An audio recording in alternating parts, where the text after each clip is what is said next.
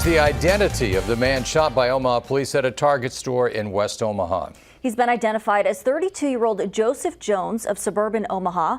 Authorities say he purchased the rifle he used in the incident at Cabela's just 4 days prior. And we know Omaha police were able to stop him in his tracks. They shot him dead before anyone was injured.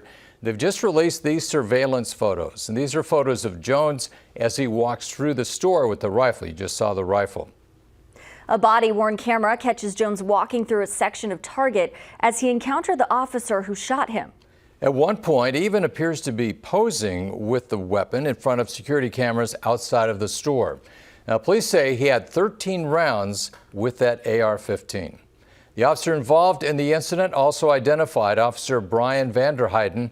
He's been placed on administrative leave per OPD policy. He's been with the department 20 years.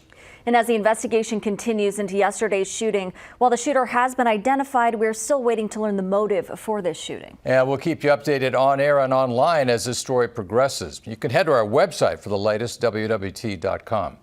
Now, when Jones walked into that Target yesterday firing off shots, there was panic, fear, and confusion from the people inside shopping and working. As John Chapman reports, a young couple tells us how people react to these situations might depend on when they were born. Mass shootings. We watch them on the news almost on a regular basis. This is the world 18-year-old Elianne Robinson is growing up in. Anyone can have a gun. They can just walk. I don't know.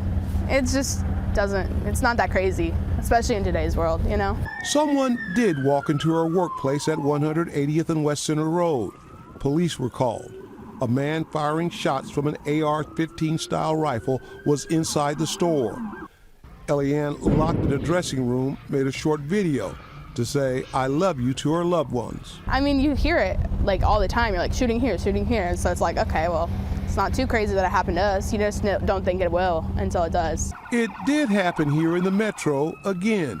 Again, police rushed to the scene, and again, people inside following their training.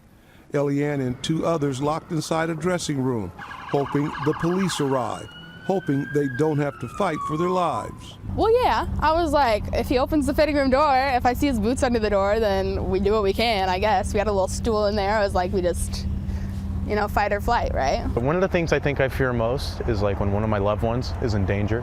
Jacob Vaughn is Elianne's boyfriend. He says both of them grew up watching these tragic scenes on television.